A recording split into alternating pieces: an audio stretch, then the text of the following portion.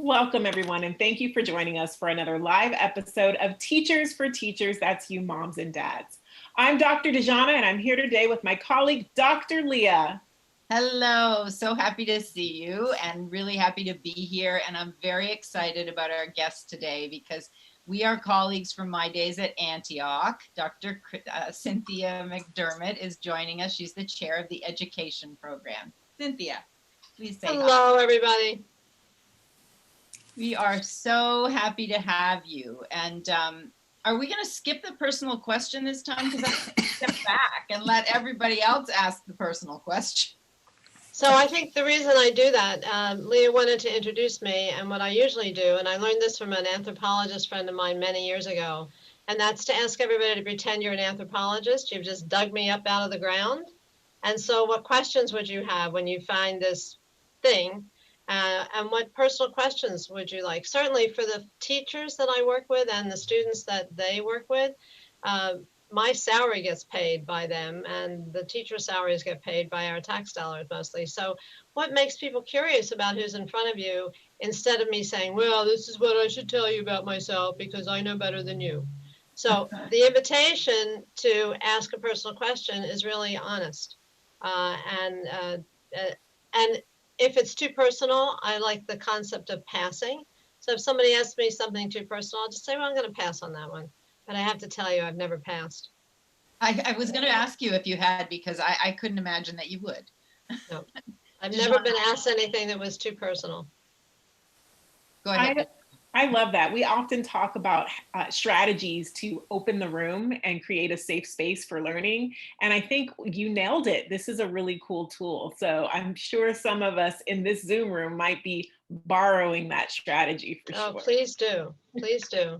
I love that it came from an anthropologist as well. One of my favorite books from graduate school was Ruth Baer, Anthropology That Breaks Your Heart. And it really did break my heart reading it. It was a wonderful book. But maybe, Dejana, we should introduce the rest of our panel. Absolutely. So joining us for today's conversation, we have Tim Griffin. Hello, say hello. Hey, how y'all doing? Oh, so good to have you. Tim is a regular with us. He's a retired STEM teacher and an award-winning singer, songwriter, and storyteller. He's the founding director of Griffin Ed, an amazing nonprofit team of educators and musicians dedicated to raising academic achievement in STEM and other subjects through fun educational music. So happy to have Tim joining us.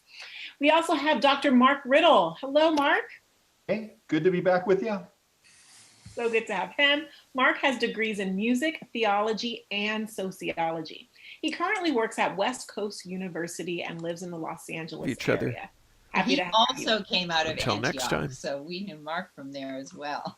Wonderful. We've got a lot of Antioch University in the room today. Right. A big welcome to Dr. Ann McMullen. Welcome, Ann. Hi, Dejana. Thank you so much. Fun to be with all of you today. Ann is also an accomplished and respected education consultant based in Los Angeles. She's the project director of COSIN's Empowered Superintendents Program and also author of Life Lessons in Leadership. So happy to have her joining the conversation as well. Thanks, Dejana. Great to be here. It's such a fabulous group we have today. And Cynthia, given that you work with so many schools, I really want to punctuate one of the things that Tim Griffin does with one of his goals is to put K-8 curriculum to music, and he's well into it. And I have been playing the CDs in my car for my grandchildren since they were born. And there are things like, a song about eukaryotic cells, and a song like there are things that they will be singing along, but they'll have no idea what it was they were talking about until they're sitting in that class. And like, wait a minute, I know this. And they'll know it because it's been ingrained through music. And I wonder, I know you work with a lot of teachers in the public school system. What's happening with music in the public school system these days? I think you really can talk about, well, let me back up and say that I don't ever explain myself as an expert about what's going on in schools, because every school and every classroom is unique and different, and really very much connected to the heart and mind of the person who's in the classroom. And so I think for teachers who love music and care about music, you'll see more of the arts in their classroom. For teachers who are intimidated by it and scared by it and don't have any of their own skill sets in those areas and didn't have much experience with learning about it in school, that becomes problematic. I am proud to say that at Antioch, in our teacher credentialing program, we have an art and music methods course. And we have an practicing artist musician who teaches that class, works with LACO and other folks to get the teachers comfortable, future teachers comfortable with employing the arts in the classroom. I do think that because of the standardization that's occurred since, well, we can start with Ronald Reagan, but I don't want to go into bad history. And all the way through now with the Common Core and Reach for the Top and all the standardizations and the money that's connected to everything that is related to tests, et cetera. It's very hard to test for aesthetic competence. And consequently, math and reading become the two go-to areas. You don't even find much science teaching in classrooms, and you don't find much social studies teaching in classrooms. We see a lot of reading and a lot of math, and we don't see a holistic interdisciplinary kind of approach to instruction like we did in the 60s. I mean, you know, I tease, and Leah knows this about me at Antioch, I tease and say that we're kind of a retro school. You know, we've kind of gone back to John Dewey, you know, 1900s, because we believe that instruction should be holistically like we live our lives. But it is a shame. And I think the more we have the politicians and the publishing houses managing the curriculum, the less we'll have the kinds of things that Tim is working on and being able to put, and that Dejan is working on, and putting science, critical thinking, all the things that we want kids to be able to do when they become adults into the classroom. So I think it's disappointing. I'm sure when Tim goes into schools, he finds it disappointing how little music is there, unless he's bringing it. Yeah, just one thing, tailgating on what you're saying, Cynthia, I just want to think, in defense of all those teachers, though, as you pointed out, teachers that have a background in music are going to have it in their classrooms, but no teacher can be an expert on everything. And It seems like one of the big changes I saw in my 20 years in the classroom was every year there's one more thing being added to the basket that's on the teachers to take care of. We are their therapists. We are their first responders in an emergency. We are, you know, there's so many different things that we put on the lap of the teacher, and they just can't be experts in everything. So, you know, one of the things I try to do if I'm going to bring music is I try to bridge that gap for the teachers that don't already have a comfort level in it. And that's kind of what we have to do if we want to get more science into the classroom, if we want to get more of all the different things we need from teachers. It's not enough to just tell the teachers, you've got to learn this now, because they're never going to master everything. We have to you know, bridge that gap and make it accessible for them without having to go for another 6 months to a year of graduate training. And one nice thing about the internet is that it makes it easier for us to reach into lots of teachers' classrooms and into the kids' homes and bring that stuff to them if we can put it all together in a very, very well organized and accessible and standards-based format. So I'm perfectly opposed to anything that even sounds like standards. So we really spent a lot of time at Antioch asking students to look at the standards, pull them apart, and still connect to what they think is important. And I think we don't have a systemic view of the classroom. I think you're right, Tim. And I don't think we have, I mean, that's how we live our lives. We live systemically. Mm-hmm. We understand I'm a system, you know, the classroom's a system, my home is a system. We don't treat school that way. And we reinforce the non-systemic view of the classroom by asking teachers to take all those subject matter exams and be able to do well in math and do well in science and do well in social studies. And when in fact, you know, if that hasn't been your area of expertise, it's kind of hard, as you said, to be an expert in those areas. And so how do we go back to an interdisciplinary approach to the classroom where things can all be melded together? So you do a science lesson, but it has mathematical implications. And because it's so beautiful, it has musical implications. And then who are the artists that talked about it at the same time? So we know how to do that intellectually, we don't give teachers permission to do that.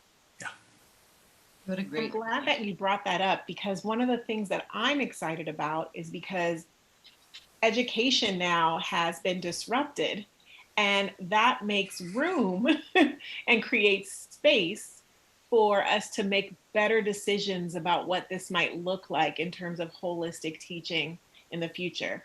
I know transitioning my own classroom to an online virtual classroom using different technological tools, I am definitely now more inclined to pull in the arts and to pull in social studies and to pull in the humanities into my science classroom, because I have the freedom to do that now in this digital and virtual space. So this might be a test opportunity for us to recognize the power behind education when we examine it from a holistic perspective.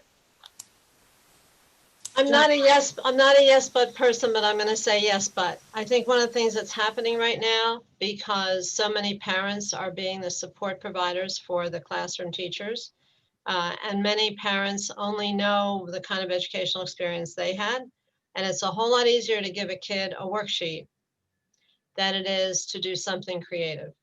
And my teachers, who are many of them are student teaching right now, and I was actually my grandkids live on the East Coast, so I was working with my 13-year-old grandson last night, where he was trying to do this really ridiculous, useless grammar lesson that took us a half an hour to do. And he had to get to 97%. I don't know why 97% was the magic number. We got to 98%. Yay, Grandma! We got to 98%. But it's a whole lot easier to put an activity like that on an iPad and have a parent oversee it than to have somebody say, you know, why don't we look at a piece of literature and see how that author looked at their use of grammar compared to a different author writing the same kinds of possessive, it was about possessive pronouns, because I mean, really, who cares? But I wish you were right, Dejana, that is not what I'm saying. I'm saying, if anything, we're going even back further. Yeah, it's, I get it. Yes. And, boots on the ground. I happen to be in a place where I'm seeing a lot of innovators make technology to help bridge that gap. So I'm seeing a lot of new educational companies and new ideas coming forth to help teachers and to help parents bridge that gap between some sort of creative analysis and the worksheet. So we're seeing the power of technology come in through different apps, through different programs, through different websites. And it gives me hope. So I look into the future, the next 5 years. I think we're going to see a lot of things go to make that observation. Like, the worksheet is easy, but how can we meet both ways? How can we make something easy and accessible for both parents and teachers to use using technological tools? And I think we wouldn't have paused to look at these technological tools as much as we are doing right now if we weren't confronted with this global pandemic. So there's an opening there for innovation. Right. And actually, I think there's never been a lack of opening. It's what people are willing to do, and, and how they're willing. I mean, we don't need technology to be innovative. And so, in fact, I think in some ways technology is getting in the way for some folks, because I can report out to you how many of my teachers are telling me kids don't have internet, they don't have accessible internet, they're working on Chromebooks that don't have as much accessibility. So yeah, in 5 years, who knows? Everybody might have internet plugged into their face or something. I mean, who knows what that's going to look like? But right now, it's still very uneven, and we still see, the pods that are happening, in parts of LA where parents are spending a lot of money and kids are doing really innovative things. And then places in LA Unified where kids can't even get on. So yeah, Dejana, I wouldn't still be in the profession if I weren't hopeful. Yeah, Cynthia, but I also can't ignore what I'm seeing and hearing. Yeah. Yeah, I do think, and Cynthia, I get what you're saying about it all looks so different than the way the adults went to school. And I've been involved in making teaching and learning relevant for kids since the mid-90s. And I was a social studies teacher before that, and then an ed tech director for a large district in Texas for many years before I moved to Los Angeles. And I'm kind of with Dejana on this because right now I work with superintendents across the US, and I actually had an opportunity to do a virtual school site visit this week to Mount Vernon City School District up in New York, which is a high poverty school district. But what they have done to turn things around in the last several years, and we had performances, they have, Felicia Rashad was there to do the opening because the arts are so important to that school district. We had performances from the Denzel Washington School of Performing Arts where the students were singing and playing violin and doing just amazing things. So I am seeing much of what Dejana is talking about, pockets of greatness beginning to come about because of the situation we're in. We cannot do school the way we used to do it prior to March 13th because the world changed on March 13th and everybody has to start looking at it a bit differently. And I absolutely agree with you about the inequality when it comes to technology access. And I can tell you there are a lot of people working on that avenue legislatively and other ways and companies to make it happen. But we switched from a Friday to a Monday, you know, in March. And some schools were really ready for that and others were not. But we're all learning along the way. And the bottom line is, and I think what I hear in so many of my conversations with superintendents across the US is this notion of the silver lining of this pandemic, that particularly for those who have been trying to navigate change for a long time, we now have an opportunity because we're not going back to the way it was. That's not going to happen. Now, what this new thing is going to look like, we're all kind of figuring it out together. But well, I think that's a really good segue to the little video that you brought, Cynthia, because it is about new ways to look at problems, right? And how. So let me tell you why I think this book is important. So first of all, I'm Cynthia. I'm a bookaholic. yeah. So Okay. we'll say that to begin with. One of my favorite things to teach is my children's literature class. So I have hundreds and hundreds and hundreds of children's books. I usually have 7 or 8 books that I'm reading simultaneously, including the book we're going to talk about or hear about, The Rabbit Listen. So I'm always looking for stories that help children, that have value and but are not preachy. I don't like preachy books. You should do this because I told you so. So one of the things that I know is happening in the classroom, and I actually have grandkids back east who are back face-to-face in school, and it's just the way it always was. It's like nothing changed. They're going to school, they're getting on the school bus, they're going in, the teacher's teaching, they're doing worksheets. It's like it was pre-March. So there are those kinds of schools happening as well. And what I know is happening that we always forget about is learning to be active listeners to kids. We're really good as adults for telling kids what to think and what to do and what to say. Yetta Goodman, I don't know if you know that name. Yetta is an internationally renowned reading instructor. And years ago, we were all in line in a bathroom for a conference because, you know, when we go to elementary ed conferences, it's 1,000 women and 2 men. So there were long lines. And Yetta was in line and she said, you know, the thing we haven't figured out in this country, other than why we have bathrooms that are the same size for men and women, is the fact that we are teaching kids to be sheep, but as soon as they graduate from high school, we want them to be critical thinkers.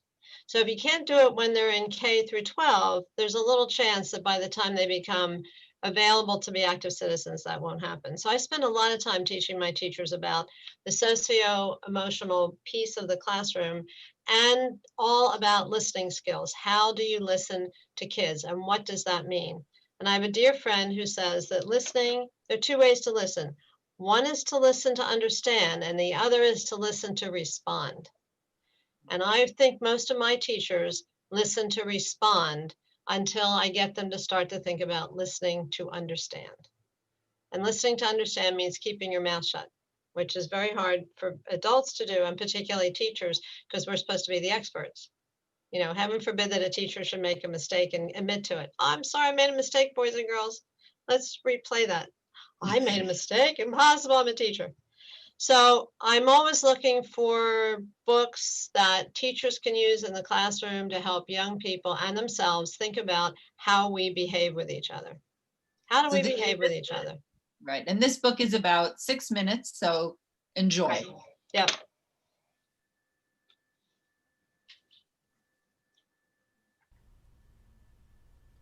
Hi, friends. I would like to present the book The Rabbit Listened.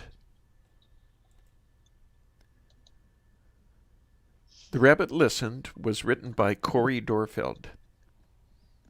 This book was recommended to me by my friend and colleague, Dr. J. Cynthia McDermott from Antioch University in Los Angeles and Santa Barbara.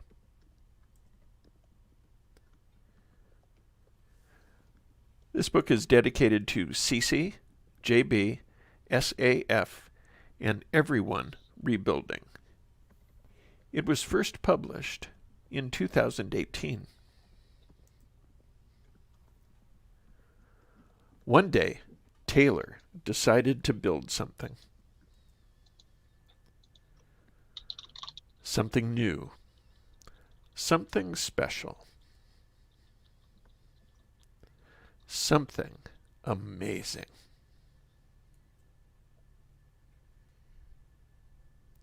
Taylor was so proud.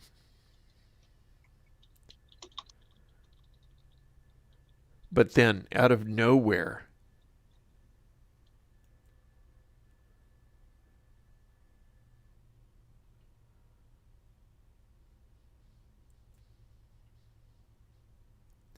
things came crashing down.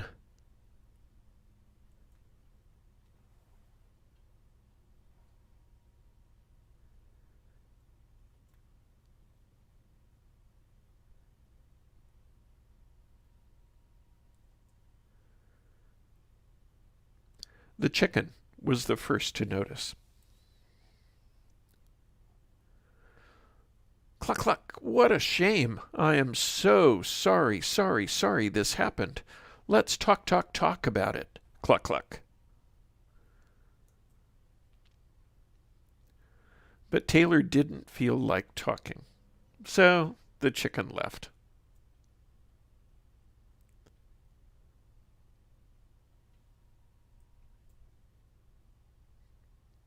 Next came the bear.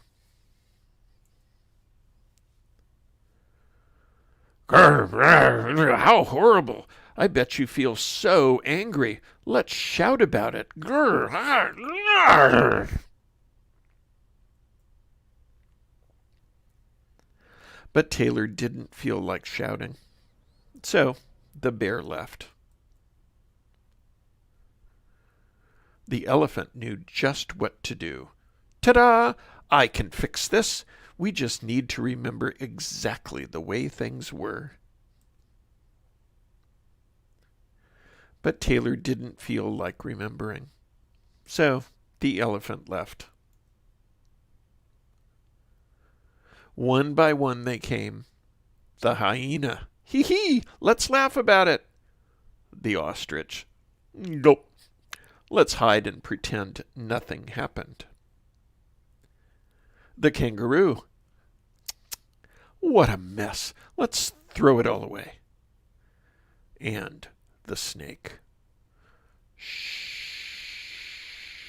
Let's go knock down someone else's.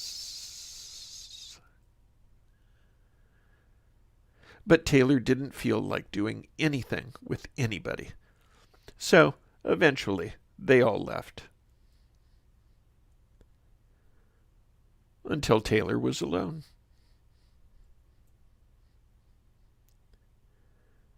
In the quiet, Taylor didn't even notice the rabbit. But it moved closer and closer until Taylor could feel its warm body.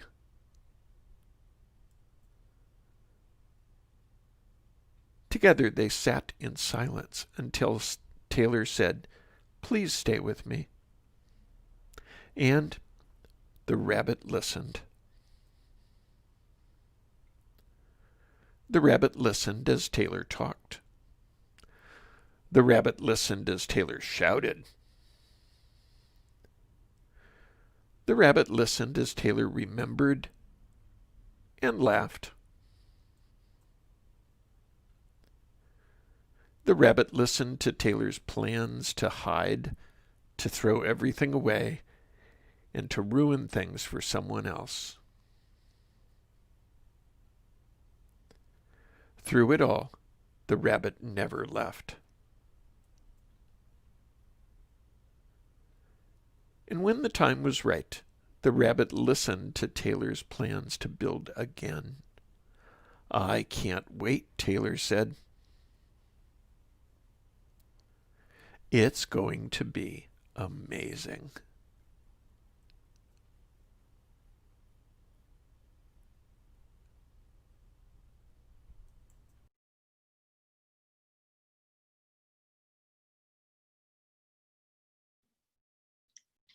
I just love that. Now I know everybody muted while we were watching watching that book, but so don't forget to unmute yourself. But I just, Cynthia, do you want to talk for a minute about why you chose that? So when you think about active listening and how difficult that is for everybody, because we don't generally, I mean, teachers don't get taught to do active listening. They get taught to teach, talk, give out the information. And when you walk into classrooms where there's any kind of quiet time, it scares everybody. It's like, shouldn't I be filling that up with sound? And so if we're going to ask adults to listen to children, they need skills to do that. And what I love so much about that book is that it demonstrates exactly that. You know, here's Taylor. And what I also love about the book is that you don't know if Taylor is a boy or a girl, or, you know, you don't really know Taylor's age. You don't know any of that. You don't know really, you don't really kind of know, is Taylor, what is Taylor? Taylor is just a child. Taylor's had an event happen, which at this point could be COVID. Something come in and completely wipe your life away. Everybody wants to tell you, it's okay, don't worry about it, we'll get over it, everything's fine. No. When in fact, Taylor is freaked, angry, upset, hurt, scared, all those feelings words that we never ask kids to talk about in school. Why should we talk about feelings? We all, Americans are really good at telling you how they think about things. Well, what did you think about that concert, Tim? Oh, I thought it was really good. Well, did that Elgar piece move you? Yes, I actually thought that he did a really good job. Well, but how did you feel about it? Right? How did you feel about it? And we don't use feeling language at all in schools. And because of that, we don't encourage children to even get in touch with that. Imagine how the kids are feeling right now if people aren't helping them deep dive down into what the COVID situation is doing for them. The stories I'm hearing, you know, teachers getting kids out onto a playground 6 feet apart, and all the kids want to do is talk to each other. They just want to have time to talk to each other. Imagine what it was like as a kindergartner going to school for the first time in September and not knowing anybody you're in school with. You know, that's when you start developing friendships. How do you develop friendships this way? Right? Well, I kind of like the way Tim looks because he's got a piano and I'm a musician myself, so I must like Tim. But I don't know about Dejana because she's a science girl. I don't know, you know, I mean, so the book, I think, is a reminder for adults to respect the fact that children should be given opportunity, must be given opportunity to talk about how they're feeling right now. And that's aside from the curriculum. Yeah. That was such a beautiful and impactful little children's story, and more for the adults reading than the child, I think, but so important. And I hate to say this, but we're almost out of time. And before we say goodbye to everybody, I want to point out that Dr. Dejana, our scientist, is sitting in the middle of a makerspace because everything we do with kids is to try and get them hands-on, doing something, building something. Tim's music is something that I think every school should be playing in the background. It's like it should be music in the hallways and as many opportunities for kids to do and feel and express. And I can't wait till we can get back to some of that in person, because I think you're right, Cynthia, that the kids starting school this way and just sort of coming into the world this way, it's really, we have to figure out how to build the personal side of this along with it. The other thing that we've been trying to do to help with the voice is we created a project called Tell Your Story through music and video to help the kids talk about what's going on in their world right now and put it into a creative form for them to express that. That I think we have to say goodbye to Dejana. Wow. Let me say one other thing real quick, and that is the value of bringing arts into the classroom can come in through children's books. Absolutely. So, you know, if you don't have art on the walls, you have it on your bookshelves. So that's the other part of the art world that we can't forget about. Well, you're with a group of bookaholics here, so I think that's a good point. Leah, thanks for inviting me. Oh, thank you. Thank you so much, Dr. Cynthia, for joining us. And thanks to our entire panel for joining this conversation. We're out of time, but that doesn't mean you can't see us again. Thank you for joining us, and we hope you stay tuned for our next episode of Teachers for Teachers. That's you, Mom and Dads. Until the next time. Thank you. Bye.